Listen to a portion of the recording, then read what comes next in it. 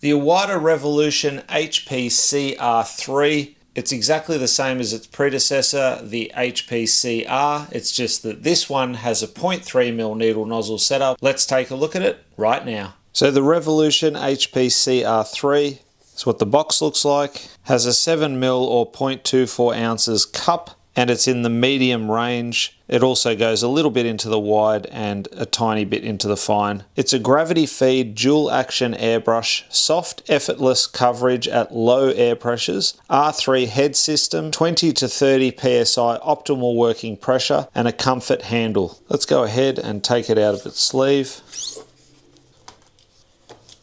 So in the box you get the Iwata sticker, a quick start guide. They also give you the spray test. This is done in the factory before the item ships. You get a tube of lube. I don't use this, but you can if you wish. If you are going to use it, just a drop behind the trigger and a drop on the needle will help. The Iwata wrench. Again, I don't use this one. I use the nozzle wrench instead. Just be careful when putting the nozzle back on that you don't cross thread it and snap the thread off in the body of the airbrush. So very nice airbrush. Fairly heavy, but still comfortable. Nice smooth trigger. I do like the rounded triggers.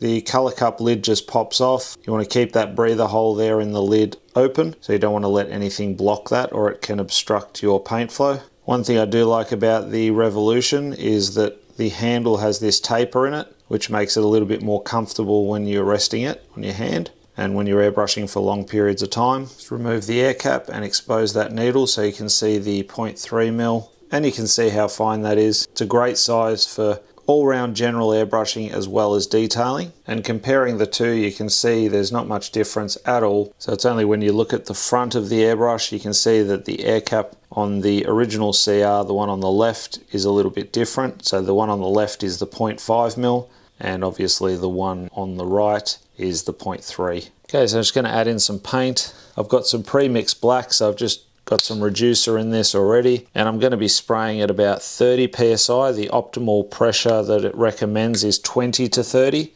I think for this particular brush, 30 psi will work best.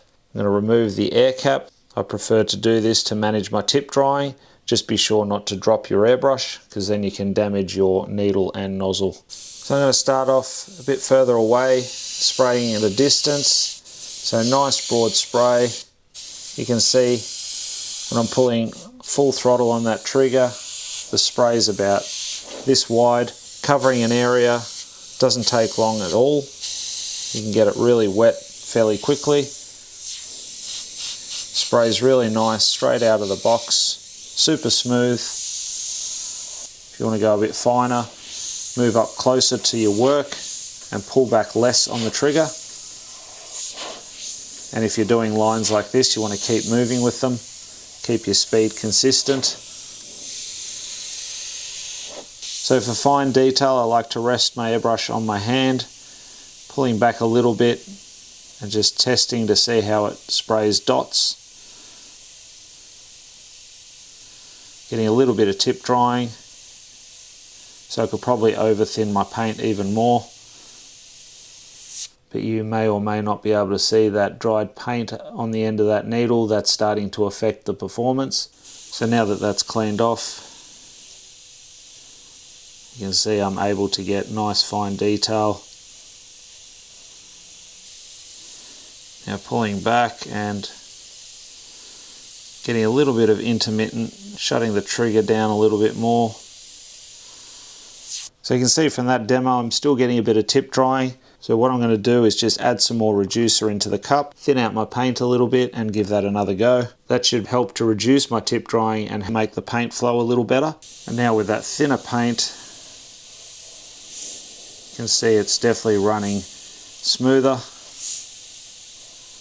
Not getting as much intermittent spray, and finer lines are a bit easier.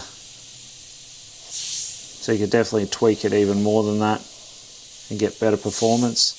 All in all though, it's definitely a nice brush to use. So to fast track your learning, you can definitely check out our online airbrushing course at airbrushasylum.thinkific.com. Nice and smooth.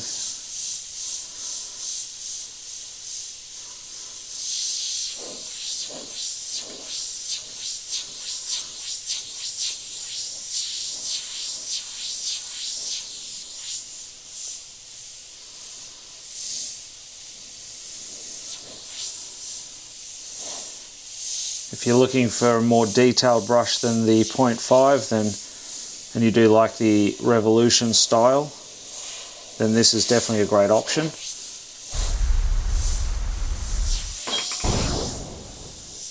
It will go a little bit finer.